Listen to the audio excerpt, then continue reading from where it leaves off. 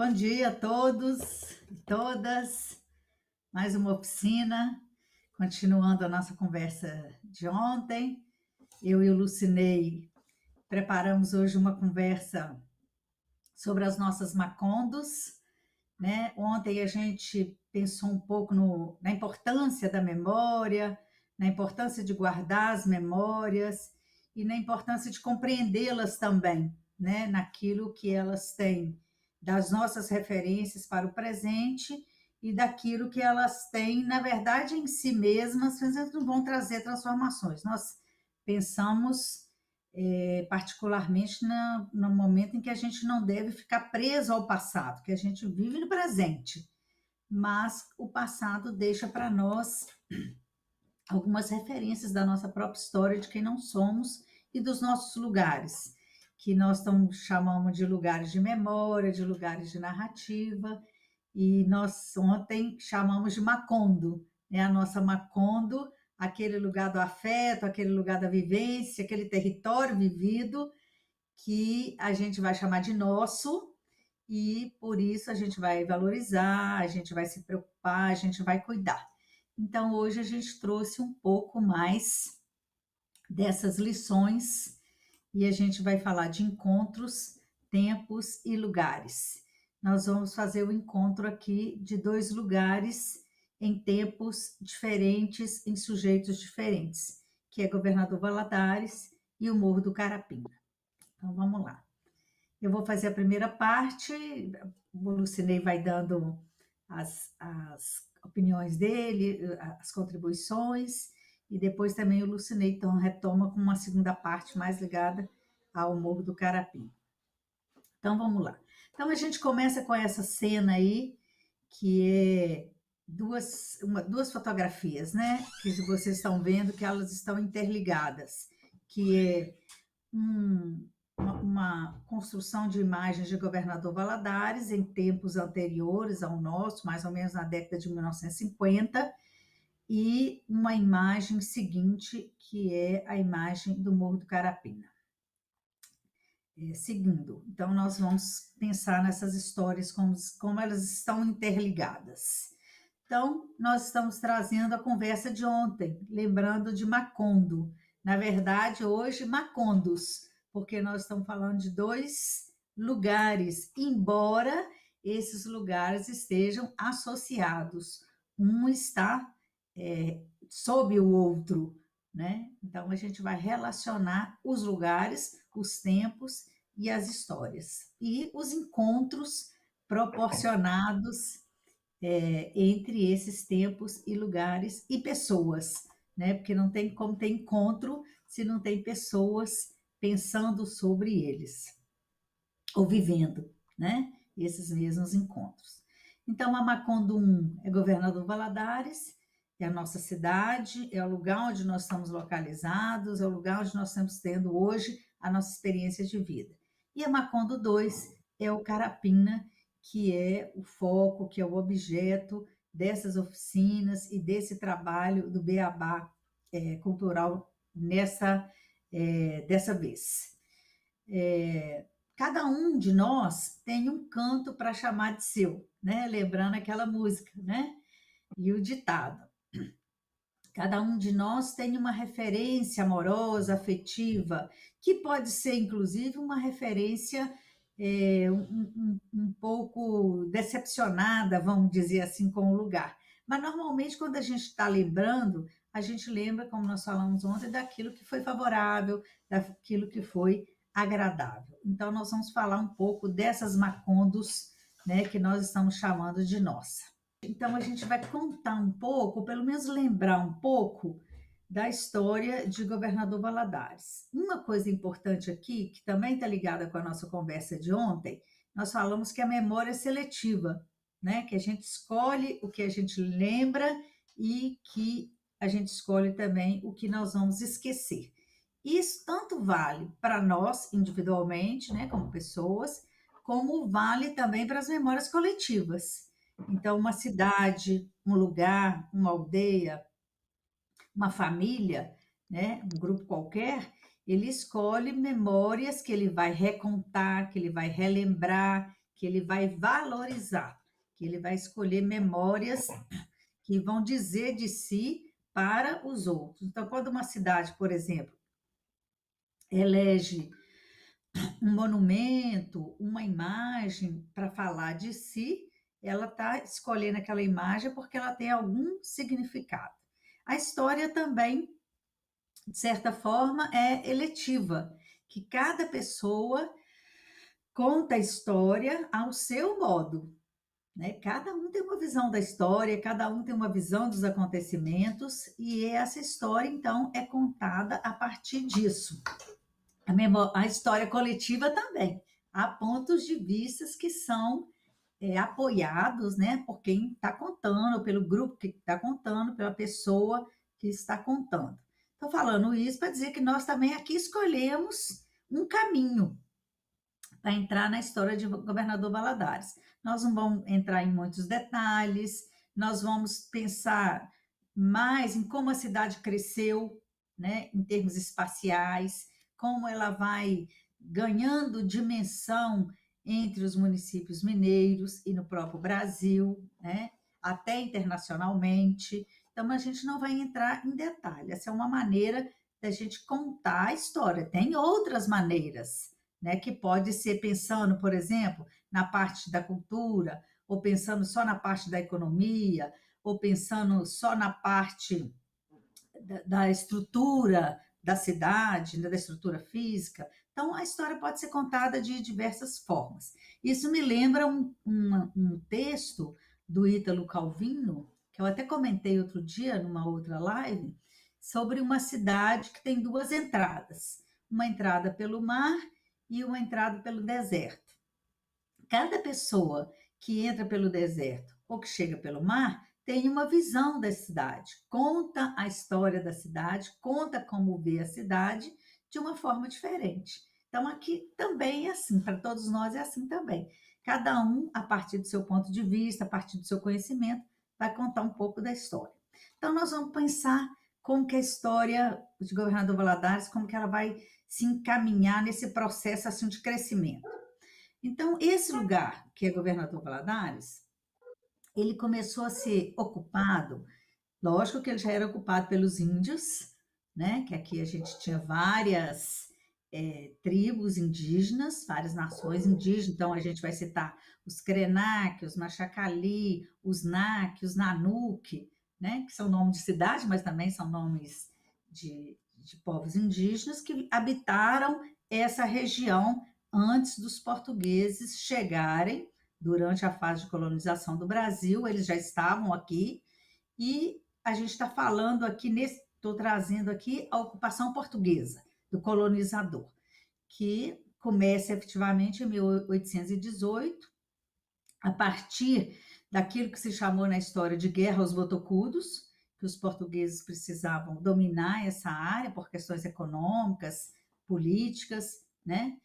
E depois, em 1818, efetivamente se instala um quartel da 6ª Divisão Militar, chamada do Rio Doce, para dar segurança à navegação de canoas, que era feita pelo Rio Doce e seus afluentes, especialmente por canoeiros que iam a Linhares ou a Vitória buscarem sal, né, que é um elemento importante na sobrevivência humana, que tinha figueira. Então, eu estava falando, né, que é dos povos indígenas, da guerra contra os indígenas, especialmente os botocudos, né, chamados botocudos pelos portugueses, e o lugar, então, é identificado com essa figueira aí. Essa foto, como eu havia dito, é lá no Rio Doce, na beira do Rio Doce, no bairro São Pedro.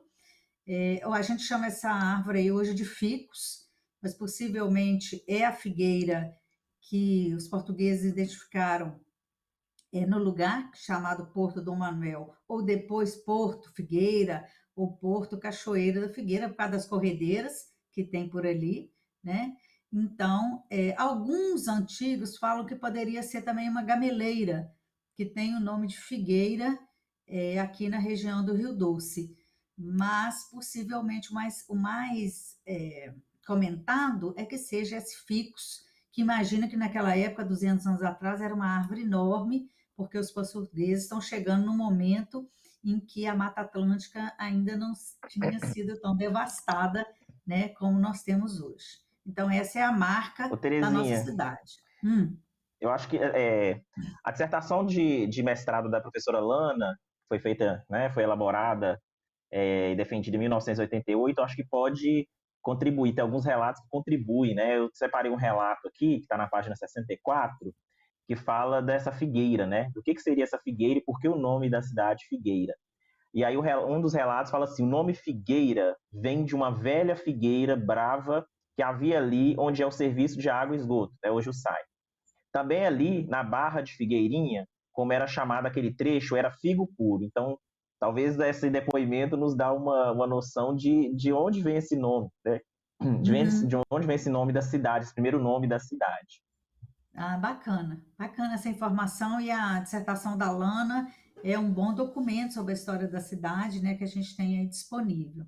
Então, voltando lá, né, nessa sequência histórica, como o nome então foi identificado com Cachoeira, né, de Figueira, o Porto de Figueira, então foi criado um distrito em 1882, um distrito chamado Distrito de Figueira, que pertencia ao município de Peçanha. Por que Peçanha? Porque Peçanha era o maior município nas redondezas, né? E tinha uma referência política importante em Minas Gerais. Nós estamos falando, né, da província de Minas Gerais ainda, não é estado, né? E Peçanha é um lugar já de mineração, já visitado por mineradores, né, e conhecido no território mineiro. Então, Peçanha acaba sendo um município que é a referência do distrito de Figueira. Então, tem umas questões históricas aí de um equívoco sobre o nome, né, que primeiro era Baguari, mas Baguari já existia, também é onde foi feita o quartel, foi em Baguari, né? Então, Baguari talvez seja um pouco mais antigo, inclusive, que Valadares e Valadares, né? Ele efetivamente e que é o distrito de Figueira. E aí o nome ficou Figueira. Não tinha estrada, só tinha trilha no meio do mato. Normalmente eram trilhas indígenas, trilha já conhecida por indígenas, e a comunicação era toda feita, como a gente falou antes, pelas canoas, né, que navegavam o Rio Doce e os afluentes. Principalmente comerciando o sal, e aí tinha madeiras, tinha peles de animais, né, e outros produtos encontrados na floresta. A ocupação desse lugar onde nós estamos, que é Governador Valadares, ela começou lenta, então. Então, tinha Baguari, que estava distante, vocês imaginam que para andar a cavalo ou a pé naquela época, que não tinha automóveis, não tinha nada disso. Então, as viagens eram longas. Para andar mais ou menos 20 quilômetros, às vezes levava-se 3 dias, por causa que era feita nas trilhas, nas picadas da mata. Por isso que a gente tem hoje, por exemplo, se você vai daqui a Guanhães, de 20 em 20 quilômetros mais ou menos, você tem uma cidade. Eram os antigos pontos de parada dos tropeiros. Então, as viagens eram longas, as comunicações eram realizadas dessa forma e demoravam as notícias chegarem de um lugar para outro. Então, a primeira ocupação aqui nesse lugar onde é Valadares, ela é lá no São Raimundo. Eu até brinquei, São Raimundo do outro lado do mundo. Por que é do outro lado do mundo? Porque era do outro lado do rio. E para vir do lado de cá, era só de canoa, não tinha ponte. Né? Nós estamos falando lá do início do século XIX, no início do século XX. Então, não tinha ponte.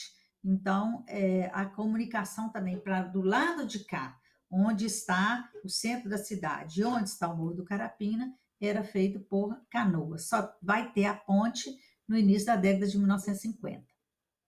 Pode passar.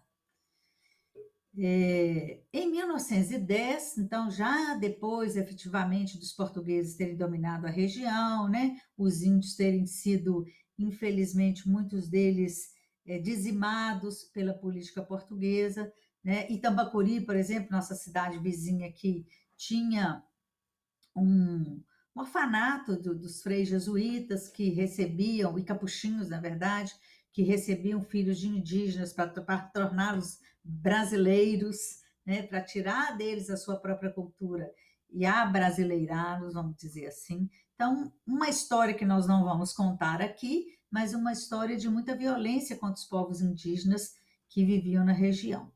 Em 1910, já com a mata já bastante aberta, chega o trem. Aqui, nós éramos então distrito de Figueira. Muitos comerciantes se instalaram, dando início então a uma primeira fase de crescimento. Por que vem o trem? Porque está começando uma fase de desenvolvimento nacional também. O governo brasileiro quer chegar ao interior em busca das riquezas, já sabia daqui do potencial de madeira e das possibilidades de exploração da área. Então, o trem era esse meio, né, de chegada a esses lugares mais distantes, superando então aquele antigo comércio pelas canoas. Então a gente tem aí umas fotografias que são marcantes. Então tem essa primeira aí, do lado da Maria Fumaça, que essa fotografia é muito bonita, eu gosto muito dela. Ela possivelmente foi tirada ali de onde aquele morrinho que é a catedral.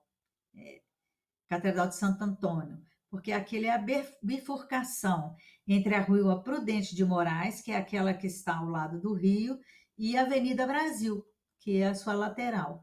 E ali vocês veem o trem, então, seguindo em direção ao que será a Rua Marechal Floriano. E a estação ferroviária era ali onde é a Praça dos Correios, o Fórum. Ali era a estação ferroviária, antes dela ser na atual localização dela hoje. Aí o povo antigo conta, inclusive na tese, na dissertação da Lana, conta que todo dia o povo ia para a estação esperar a Maria Fumaça. Então, tinha gente esperando mercadoria, tinha gente esperando carta, tinha gente esperando alguém chegar, e tinha gente que ia lá de curioso, só para ver, né? Como em muitos acontecimentos hoje em dia ainda, né? Que vão lá os curiosos para ver o que está acontecendo.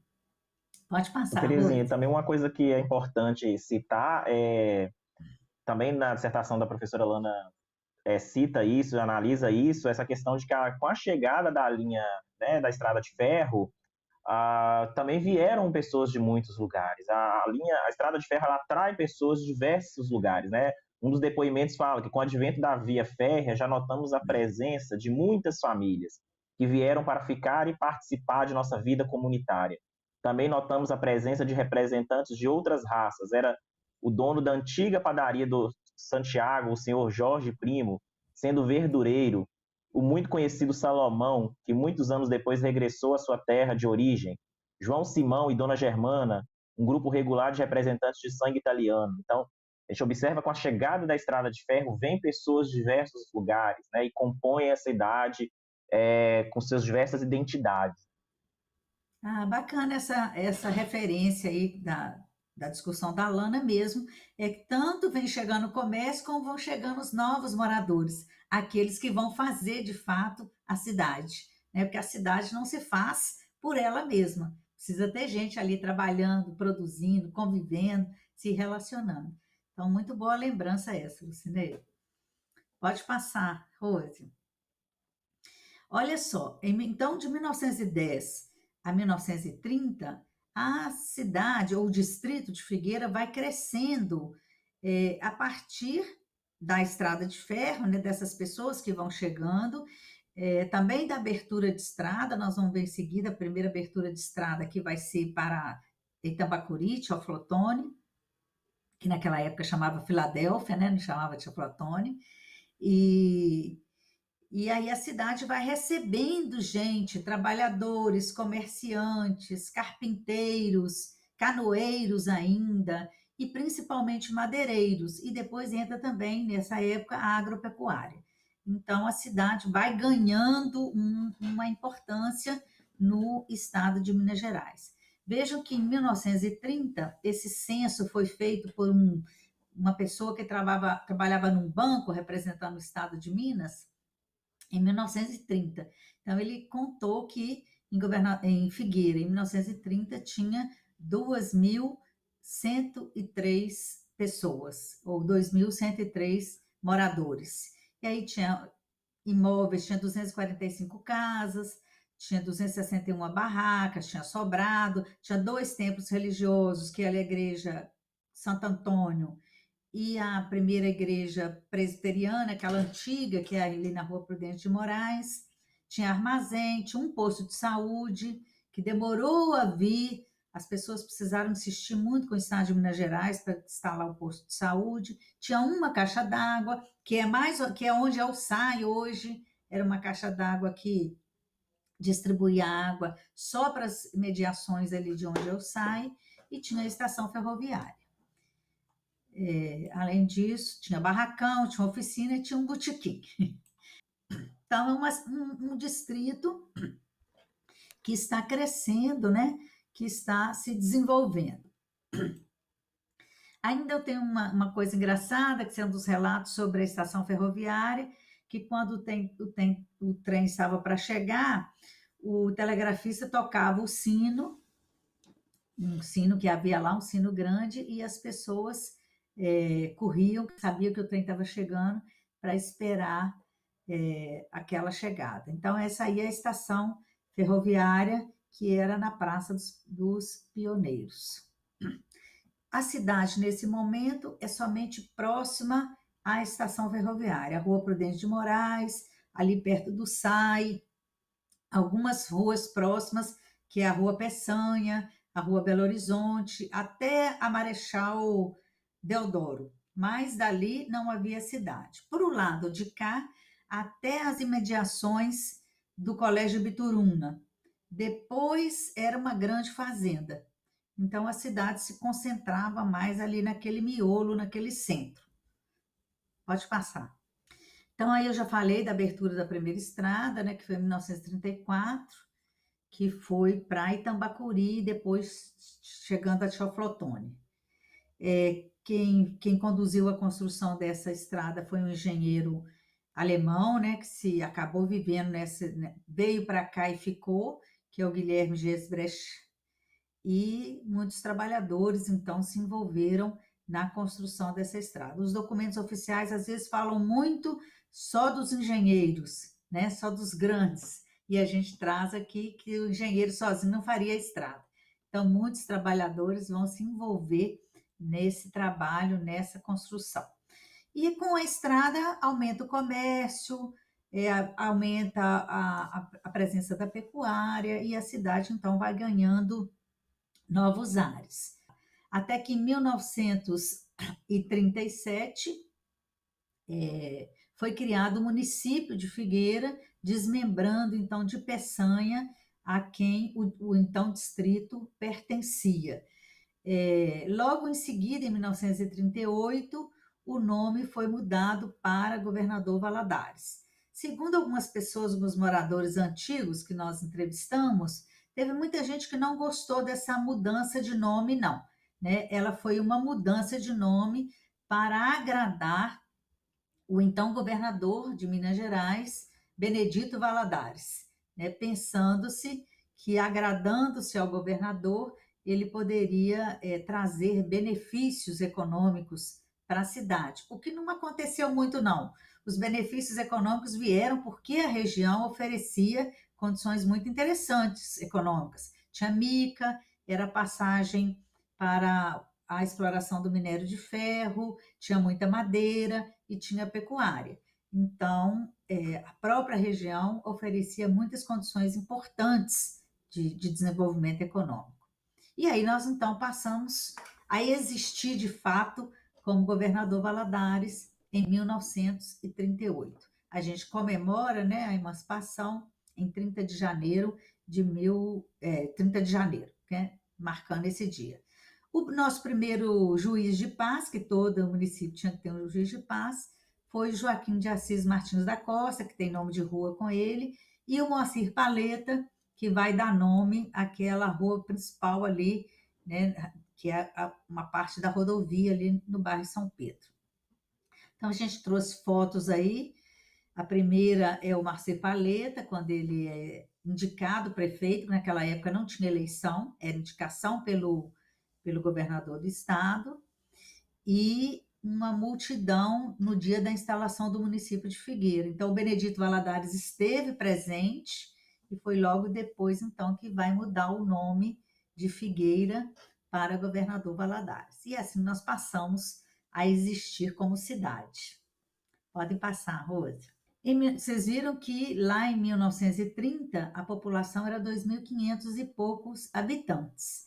Em 1940, 10 anos depois, a população chegou a 5.734. Vejam que dobrou o número de habitantes. Por quê? Porque as condições daquela região, naquele momento, eram muito propícias ao seu desenvolvimento.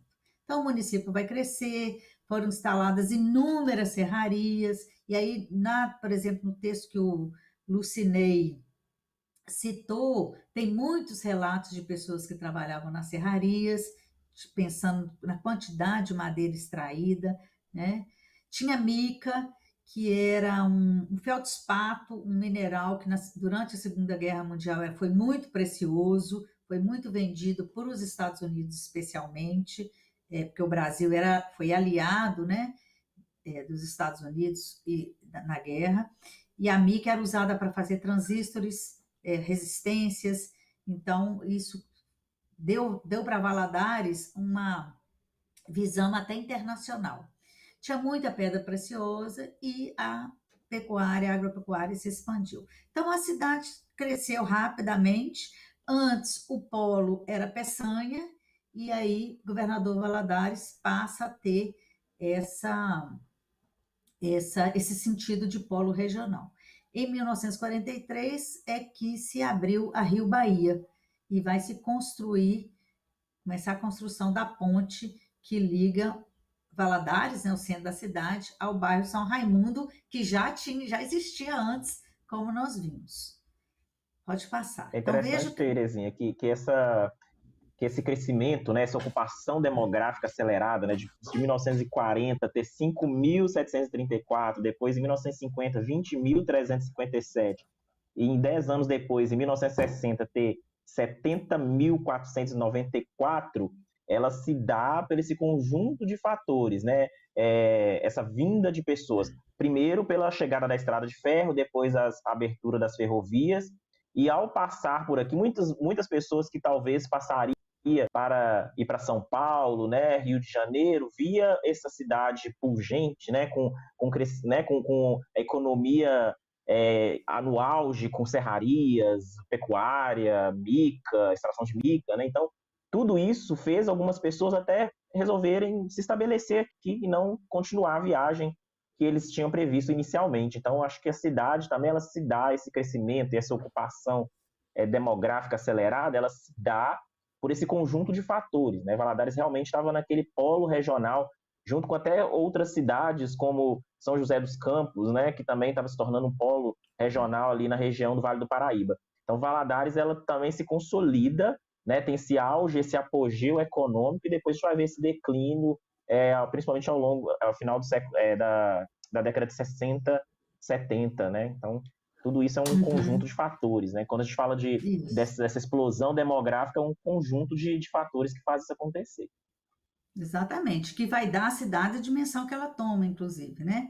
O Lucinei colocou uma coisa importante, que é o declínio após a década de 1960, 68, 70, por aí, mas nós não vamos entrar nisso, que é uma parte mais econômica, de estruturação política da cidade, porque não é o nosso foco aqui, mas são também elementos importantes para a gente compreender a nossa cidade. Então, Valadares vai crescendo, como nós estamos colocando aqui. Durante a Segunda Guerra Mundial, ela se torna uma referência nacional por causa da exploração da mica, porque a estrada de ferro que tinha parado em Baguari é retomada, de 1910 até 1920, quando ela vem sendo construída, ela para em Baguari, por várias dificuldades, por causa da Primeira Guerra Mundial depois, um pouco de desinteresse do governo, do próprio governo brasileiro, e ela é retomada, a estrada de ferro, porque precisava chegar até Itabira, por causa da produção de minério de ferro. Então, na Segunda Guerra Mundial, a nossa cidade ela se torna efervescente de gente, de movimento.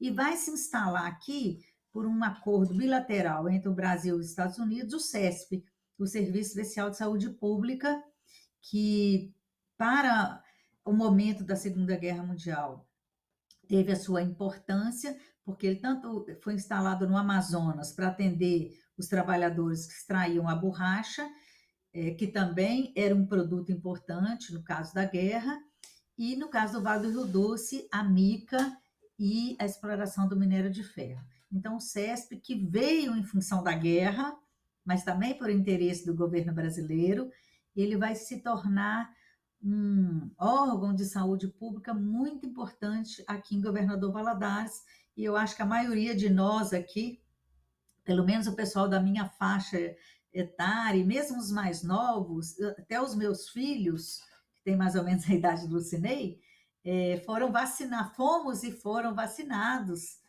e atendidos lá no CESP nas suas questões de saúde. Eu entrevistei várias pessoas algum tempo atrás que eram agentes sanitários e visitadoras que, inclusive, fizeram visitas à área que é hoje, né, o Morro do Carapina, né? Eles viram que o Morro do Carapina não chegou aqui ainda, ele vai chegar daqui a pouco, né? Então, a cidade está crescendo naquele miolo ali. E aí, a partir da década de 1950, ela começa a se expandir. Pode passar, Rose. E aí eu trouxe essa imagem aí da equipe do CESP, em 1950. Não sei se vocês reconhecerão aí, mas tem o doutor Hermílio, está nessa foto aí, e o doutor Arnaldo Pitanga, que foi uma figura muito importante no Carnaval de Valadares. Eles faziam parte dessa equipe. Pode passar. Uma questão importante que vem, então, com essas mudanças todas, é a transformação da cidade. O comércio vai ficar muito ativo, sempre crescente. Veja que eu pus aí uma fábrica de compensados, que era ali no bairro São Pedro, que era a Imapebra, ela está lá ainda, né? Os restantes dela, assim, aquele campo de futebol que tem ali no bairro São Pedro, Zé Pinheiro, aquelas áreas todas ali faziam parte dessa importante fábrica de compensado da Agropastoril.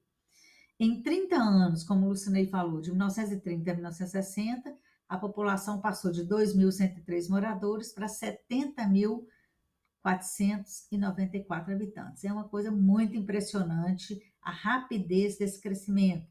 Um crescimento que não foi acompanhado pela estrutura necessária, em termos de habitação, de fornecimento de energia, de calçamento de ruas, de fornecimento de água tratada. Então, é uma cidade que cresce rápido, mas cresce também com problemas urbanísticos, né? Pode passar, Rose. Pronto, Terezinha, é então nós importante estamos aqui também chegando nesse citar. encontro de tempos de Governador Valadares, né? Terezinha, Aquela que tá me saiu da ouvindo? Figueira para essa Governador Valadares de hoje. Em que momentos e o que propicia esse encontro, né? E essas transformações que nós estamos falando aqui. E nós vamos ver Terezinha. como que, só um pouquinho, como que o Morro do Tá. Carapina se coloca nessa história. Então, aqui eu vou mostrar que hoje, né? Aquele crescimento excepcional. Então, a cidade vai crescer também em área.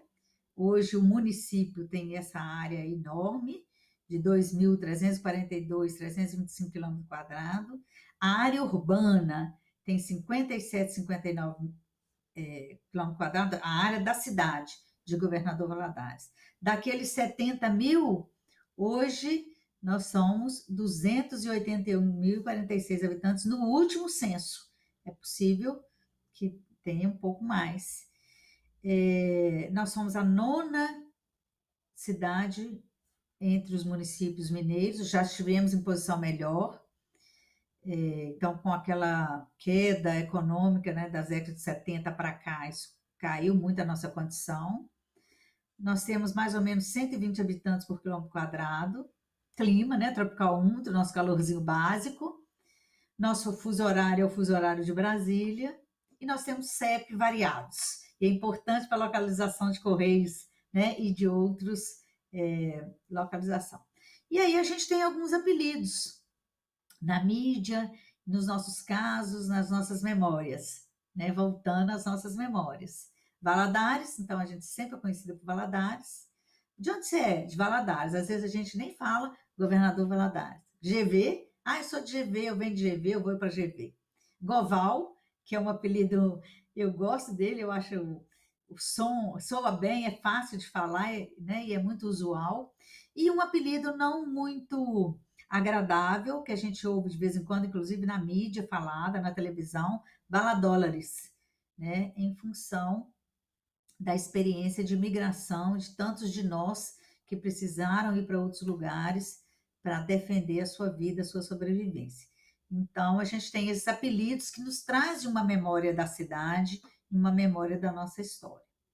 E então, essa é uma Macondo, aquela primeira Macondo que a gente está trazendo, que pode nos trazer muitas memórias, muitas influências, muitas interpretações. E a nossa segunda Macondo, que a gente queria trazer hoje? Então, eu vou deixar a nossa segunda Macondo com o Lucinei e eu vou dando os palpites junto com ele. Oi, tá me ouvindo? Tem hora que eu tenho a sensação que ninguém tá me ouvindo. A Então, internet tem hora que fica oscila, né? estão Aham. ouvindo sim. Eu acho que é importante realmente pensar a cidade e o Carapina, porque é uma história, se sobrepõe, né? Como a Terezinha falou no início, é essa sobreposição de histórias. Quando a gente fala de Valadares, a gente pode pensar ela de diversas formas, né? A partir de diversas perspectivas. O Carapina também, a gente vai trazer uma história do Carapina também é, a partir dos relatos, né? Dos moradores, porque os documentos oficiais, a gente não tem tantos documentos oficiais. Então, nós trazemos a partir dos depoimentos dos moradores mais antigos, dos primeiros moradores, né, do bairro. Então, assim, pode ter histórias que vão ficar de fora, né, e nosso objetivo aqui também não é esgotar, na verdade, iniciar o processo para que as próximas entrevistas que a gente for fazer, elas também contribuam para entendermos um pouco mais da história. Com certeza, os diversos moradores vão trazer outras histórias, né, a Macondo visto de outras perspectivas, tá? Então, nós temos aí o mapa do Morro do Carapina, né, um bairro muito próximo ao centro, e é importante a gente trazer também que Valadares foi no seu centro ali, como a Terezinha falou, no miolo ali, foi uma cidade urbanizada. Mas com esse crescimento, principalmente a partir da década de 40, 50, a gente observa que o Valadares extravasa a região central, né? E aí, aquele urbanismo feito lá na década de 20, né, que se consolidou principalmente na década de 20, ele não acompanha os bairros mais periféricos, né? Ele não acompanha o que expande além daquele centro, daquele miolo. Então, por isso que os problemas de energia, os problemas de esgoto, os problemas de água, eles são muito evidentes nessa região que se expande para além do centro. Então, Carapina, a gente observa isso muito de forma evidente. Então, o bairro está localizado na região central do território, né, que ocupa a porção da área de aproximadamente 58 hectares, 56,8 hectares. E quais são os bairros localizados no entorno? Nossa Senhora das Graças, Centro, o Morro do Querosene, Esplanada e o Alto Esplanada. Então, é um bairro que a gente observa que há outros na imediação. Muitas pessoas ainda do Carapina falam Nossa Senhora das Graças, moram no Nossa Senhora das Graças, né? Mas Nossa Senhora das Graças é um bairro mais ali próximo do Mergulhão, né? Na Avenida Minas Gerais. Pode passar. É Só importante uma também a coisa gente interessante ressaltar. volta lá na localização, né? A área ocupada pelo Morro do Carapina, 56,8 hectares em relação à cidade, que é uma área considerável. Sim. E é importante a gente falar também que o Carapina, ele começa, seu início, que ele fazia parte da antiga sede da fazenda do Antônio Carapina. E hoje essa sede da fazenda é a Escola Teotônio Vilela, tá? Segundo os depoimentos dos moradores. Então, o início da ocupação, né, do bairro e da construção das casas, que na maior parte dos casos eram de barro e tábuas, foi bastante difícil. Não existiam ruas, o que predominava era um pasto, com buracos, lamas e estreitas trilhas por entre o matagal. Então era um pasto, né? Era uma fazenda e que as pessoas construíram suas casas de forma muito precária, né? Que foram lotes que foram comprados, né, pelas pessoas por cerca de 1.000 cruzeiros na época. Então, esses lotes, as pessoas, né, compravam esses lotes e já começavam a construir as suas casas de maneira muito precária, porque era difícil chegar material de construção, né? Igual está falando aí no segundo tópico, né? Material de construção era difícil, porque não tinham ruas, eram apenas trilhas. Então, para escoar esse material, era uma dificuldade imensa e as pessoas tinham que muitas vezes levar no lombo de burros, ou até mesmo usar a força física para levar o material até partes mais altas, principalmente do morro. De modo geral, as pessoas levavam os materiais, como eu falei, em carroças, em mulas, a partir do próprio, e também do próprio esforço físico, à medida que as ruas foram surgindo. Segundo informantes, as primeiras ruas a surgirem no Carapina foram a Caratinga e Inhapim. Geralmente, as pessoas realmente citam nos depoimentos essas duas ruas, né? As pessoas mais antigas do bairro geralmente citam essas duas ruas. E é importante a gente frisar que quando se fala da consolidação e da construção do bairro, as primeiras pessoas, os primeiros habitantes a chegarem, é isso, eles sempre citam alguma rua, uma rua principal, né? Uma rua que tudo começou, tudo ali, tudo girou em torno daquelas ruas. Então, a Inhapim, a Caratinga, a gente vai sempre ouvir os depoimentos. As casas, em grande medida, eram construídas pelos próprios moradores através de multirões e de iniciativas individuais. Pode passar, Rose. Deixa eu Então, falar esse uma início coisa. dessa ocupação na década de 40, né? Década de Ficava 50. 40, 50, né, que 1940, 1950. Na verdade, o Morro do Carapina, a ocupação dele é mais para o final da década de 1940 e início da década de 1950. É quando a cidade está se expandindo também, saindo do centro, daquele miolo do centro, e começando a atingir áreas mais distantes do centro. Mas nessa condição que o Lucinei colocou aí, das dificuldades estruturais. Então, vejam que aquela mesma década de 1950, da expansão da cidade como um todo, o Morro do Carapina também surge como um bairro, como um lugar de morada de muitas pessoas, trabalhadores de diversas profissões. Eu me lembro quando eu contei ontem para vocês, que quando eu vim para Valadares, eu tinha 7 para 8 anos, e a gente via, né, perto de casa, ali na rua Arthur Bernardes, o Morro do Carapina. E eu achava o nome super interessante. Eu vivia perguntando para o meu pai que quem morava lá era um Carapina. Porque de onde eu venho, o nome Carapina, tinha muitos carapinas, que é aqui, depois eu descobri que era carpinteiro, né? Então, o meu pai, meu avô, a minha família chamavam esses trabalhadores da madeira, né, esses construtores, de carapinas. E eu achava interessante, que eu achava que tinha um carapina que morava lá em cima, lá naquela área, até entender, né, que a origem do nome vem do nome do dono da fazenda, que era o Antônio Carapina. Inclusive, um nome que também dá o mesmo nome numa comunidade lá em Vitória, né, que é Carapina também. Laranjeiras, né? É. Eu penso que também o Carapina hoje, né, o Morro do Carapina é um bairro próximo, muito próximo do centro, né, da região central de Valadares. Mas naquele período era longe, né, porque o miolo era ali muito próximo do início da expansão, estava muito próximo ali da Arthur Bernardes, não, da Prudente de Moraes, né? Então, Isso mesmo. no máximo até ali a Praça Serra Lima, né? Então, para as pessoas daquele período, Carapina era um bairro, não era tão perto assim, né? Não, hoje é um bairro longe. que é muito próximo do centro, né? Muitas pessoas gostam de morar no Carapina devido a essa facilidade, né? Você poder ir para o centro a pé, sem precisar pegar transporte público. Então, mas para aquele período era algo que estava muito, muito distante ainda, né? Era um bairro muito distante. Somente na virada dos anos 60, né, para 70. Espera só um pouquinho. Ops, caí. Só virou a tela. Ué, o que aconteceu aqui? Acho que eu caí. Oi, tá me ouvindo? Tá bom agora. Tá. Tudo bem. Somente na virada dos anos 60 para 70 é que foi construída uma caixa d'água no alto do morro, e este serviço foi estendido para a maior parte dos moradores. Somente no início da década de 80 que a gente observa que aqui, né, que realmente foi expandido para todos os moradores, né, o abastecimento de água. Então ali tem a imagem do bioquê, né, chamado bioquê do prefeito, né, que é a caixa d'água, com um cruzeiro, uma imagem bem rara, né? E geralmente quando a gente procura um pouco as imagens do Carapina, é um pouco mais recente, não tem nem esse cruzeiro. Então é uma imagem bem Uhum. rara do período, né, com esse cruzeiro ainda.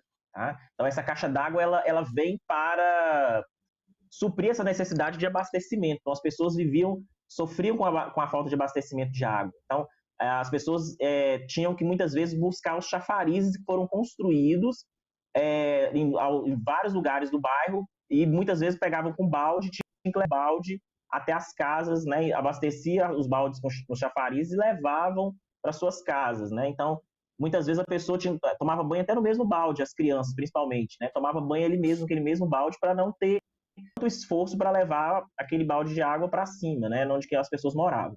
Então, um dos chafariz mesmo ali na Rua Tupinambás, que foi muito comum, as pessoas também citam bastante esse chafariz, na Rua Tupinambás, ali do lado da linha férrea.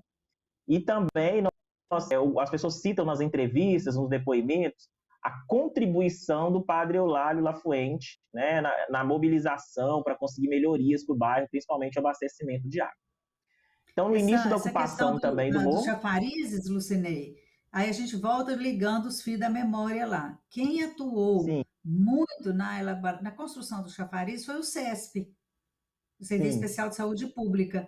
O CESP, ele deu o pontapé inicial na existência do SAI, em 1953. Então, o CESP, junto com o SAI, foram os articuladores de vários dos chafarizes ali do Carapina. Inclusive, tinha uma lavanderia no início da década de 1950.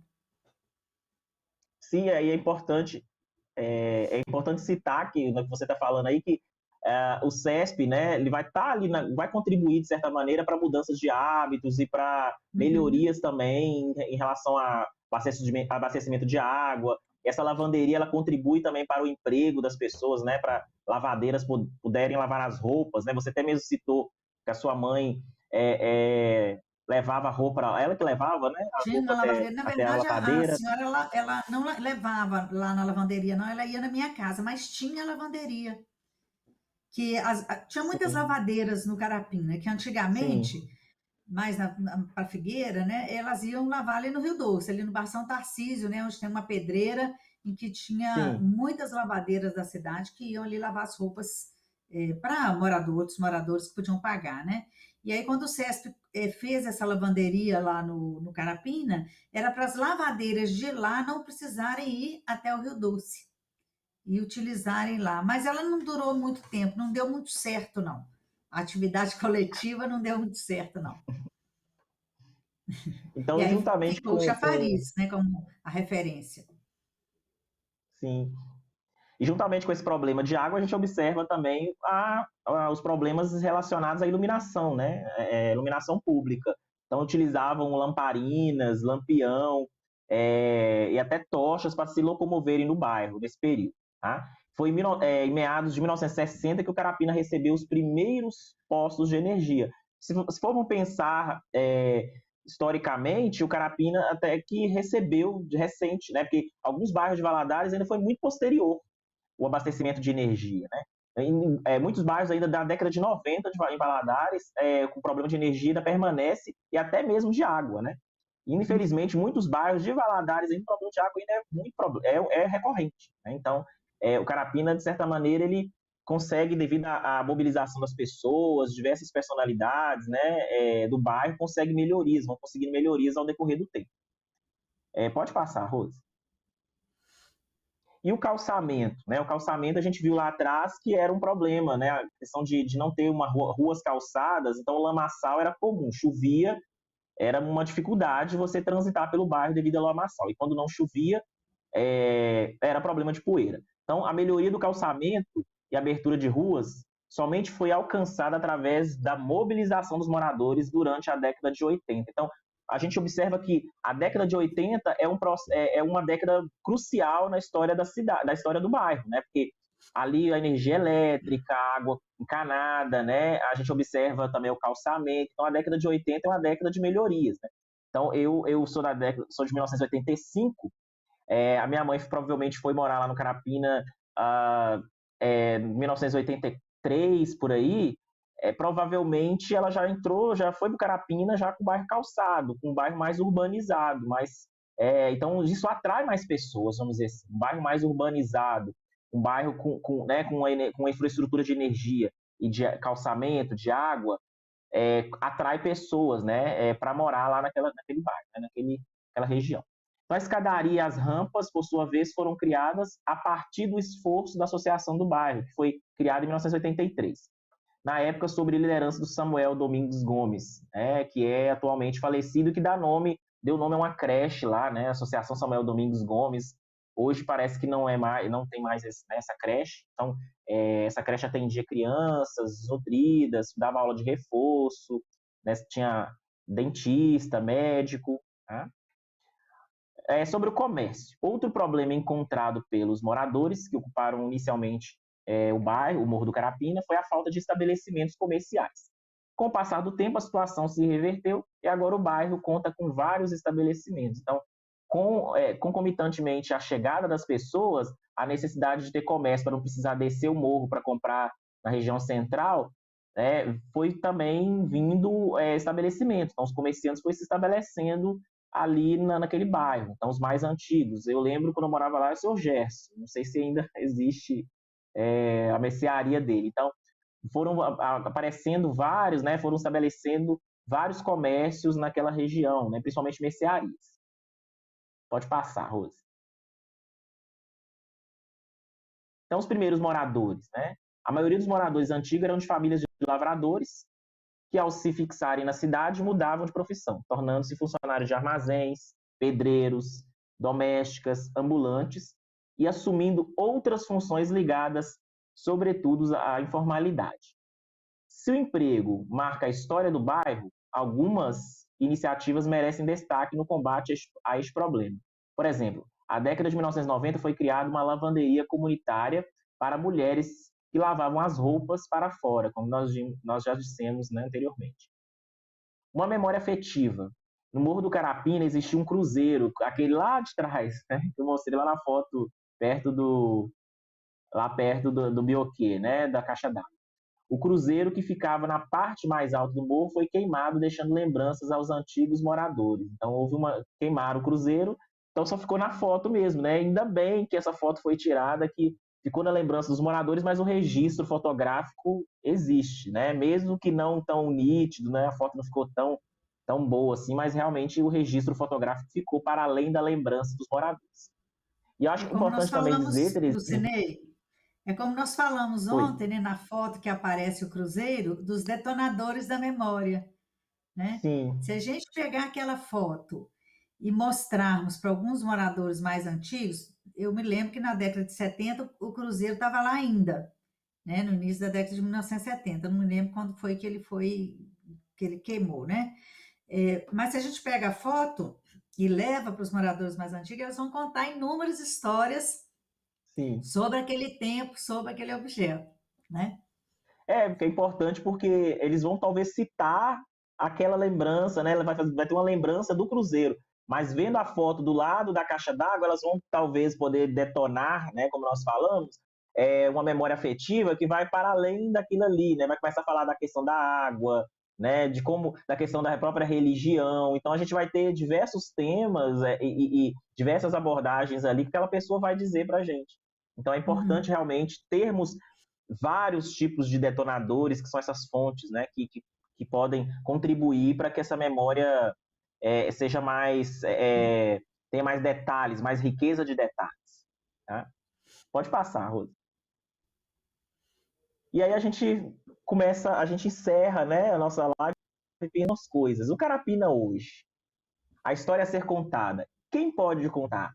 Quem quer contar? Então, acho que nas entrevistas que formos realizar, a gente vai poder evidenciar várias desses fatores, né? Várias dessas perguntas e desses questionamentos. Quem pode contar essa história? Quem quer contar essa história? Quais, o que fica de fora dessa história, né? O que as pessoas querem deixar de fora e o que as pessoas querem lembrar? Né? O que elas querem esquecer e o que elas querem lembrar, como a gente trouxe na live de ontem. A lembrança e o esquecimento. Por que esqueceu e por que lembrou? Então, nós vamos poder trazer várias dessas perspectivas também nas entrevistas que nós vamos realizar. Isso que o Lucilene está falando é muito importante, porque é o propósito, né, desse projeto do Beabá, suscitar memórias e suscitar também uma discussão em que o Morro do Carapina, em primeira mão, né, em primeiro lugar, depois a gente pode pensar isso para outros bairros, seja o foco das memórias e da reflexão das pessoas, especialmente dos moradores, mas também de nós que não estamos, não moramos no Carapina, mas que também temos uma identificação com essa história da cidade, com a história do lugar, com as pessoas e tudo mais. Uma coisa que me incomodou muito quando a gente estava pensando nessas conversas, no preparo, né, dessas lives, dessas aulas, é a questão de fotografias do Morro do Carapina, né? Vocês viram que mesmo nos nossos slides há poucas fotografias do Morro do Carapina, né? A não ser no site que a gente disponibilizou ontem, na, acho que nesse também tem na nossa bibliografia, acho que é nesse, né? Na bibliografia, do pessoal da Cidade Futuro mesmo, um site já de 2012, se não me engano, né? Que houve um movimento inicial da contação dessa história, que tem algumas fotografias lá do bairro. Mas me chama a atenção que tem muita fotografia da cidade vista do Morro do Carapina, que, Isso. aliás, é uma É vista algo que me incomodou também. magnífica, É algo que também magnífica a me chama muita vista. atenção. É. Inclusive, por Muita exemplo, nos atenção mesmo. documentos antigos do CESP, que eu pesquisei algum tempo atrás, tem muitas fotos feitas da cidade, que aparece a Catedral, aparece o Campo do Democrata, aparece o Campo do Colégio Vitoruna, todas fotografias tiradas a partir do Carapina. Mas eu não encontrei fotos tiradas do Carapina a partir da cidade. Muito poucas fotos, né? Então, isso me incomodou um pouco, a gente pensando na sobreposição, né, de uma história e outro, na junção de uma história e outra, de um tempo, de um lugar, essa falta, essa ausência. E um desafio, talvez, uma provocação, talvez, para quem está nos ouvindo, para a escola Carlos Luz, para o Miguel, que é um parceiro aqui, né? Para o Cidade Futura. Eu fiquei pensando hoje, até num concurso de fotografias, o morro a partir da cidade, né? Vamos tirar fotografia do Morro do Carapina a partir da cidade, e não a cidade a partir do morro, né? Então, fiquei fazendo essas reflexões hoje, que se realmente os bairros e o Morro do Carapina, eles fazem parte da cidade, eles têm que estar juntos também nesses momentos, né, de referência. Tem um autor importante para nós da sociologia, um autor mais antigo, um clássico, que é o Antônio, seu sobrenome agora, que fala que o bairro é uma naçãozinha, né, que a gente tem uma referência, uma identidade com os nossos bairros, ou com o nosso bairro. Então, eu queria deixar essa reflexão aqui de como que a gente pode estar mais próximo, né? Estar cuidando mais, né? Estar se preocupando mais com os nossos bairros e aqui, especialmente o Morro do Carapina. E eu corroboro com você, Terezinha, nesse sentido, né? Como nós falamos ontem dessa Macondo, para não ser esquecida, ela precisa de vários elementos, né? Ela precisa de vários elementos, ela precisa dessa constituição de vários tipos de fontes. Então, talvez com os próprios moradores, né? Que talvez tenha muitas fotografias do bairro. E seria importante esse recolhimento, né? Da própria Cidade Futuro, de projetos futuros também, né? De recolher essas fotografias, recolher esses documentos, para que realmente seja um memorial, seja realizado um centro cultural de memória, seja realizado com esses recolhimentos, né? Porque só os depoimentos nos dá uma visão mais limitada. Agora, com essa reunião de documentos, a gente tem uma visão muito mais ampla do Carapina. O ontem do hoje, né? Também essa questão do concurso seria importantíssimo, porque ver os olhares do Carapina, são poucas fotografias até atuais do bairro, né? A gente não tem muitas dos becos, das vielas, né? Das escadarias, das pessoas ali transitando, pouquíssimos. Se você procurar, eu não tenho muita informação, né? Talvez até tenha alguém fez, mas eu pelo menos não tive acesso. Talvez você também não, né? Então, eu Também acho que não. seria bacana mesmo ter esse processo, né, de recolhimento, fazer dessa Macondo de verdade, né? Recolher tudo para que não caia no esquecimento. né? Até para gerações futuras, né? Tirar fotos e ter um concurso de fotografia do bairro hoje, até para as gerações futuras também ter o que falar daquele bairro, né? Exatamente. Ter documentos, ter memórias desse bairro também, né? Então, eu acho que é Ele é pensar visível um de toda a passado, cidade. presente e o Ele não é futuro. invisível no sentido assim, ele está ali, né? Mas esses registros exigem de nós, moradores da cidade, dos representantes públicos também, posicionamentos em relação, né, a esse bairro, às pessoas e a sua vida, né? Então é isso. Assim a gente encerra a nossa live de hoje. Nós nos encontraremos em breve, quando a gente for participar de algumas entrevistas. Esperamos que quem está nos acompanhando tenha aproveitado bem e agradeço muito a presença. E agradeço a Lucinei, especialmente, a gente ter compartilhado esse momento. Sempre bom, muito, muito bom essas manhãs, viu? Tchau, gente. Gente, Até a antes de próxima. fechar, Tchau, gente. Bom final de semana. antes de Oi, fechar, Oi. Rose.